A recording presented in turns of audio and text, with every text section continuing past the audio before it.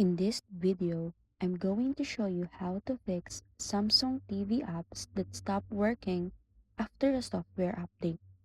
First, restart your TV by holding the power button on your remote for a few seconds until the TV turns off and back on. Next, go to Settings, Support, Software Update, and make sure the update installed correctly and no additional updates are pending. After that, open Settings, Support, Device Care, and run a quick system check or clear background processes. If specific apps are still not working, try deleting and reinstalling them from the App Store. As a final step, reset Smart Hub from Settings, Support, Device Care, reset Smart Hub, then sign in again. So that's it.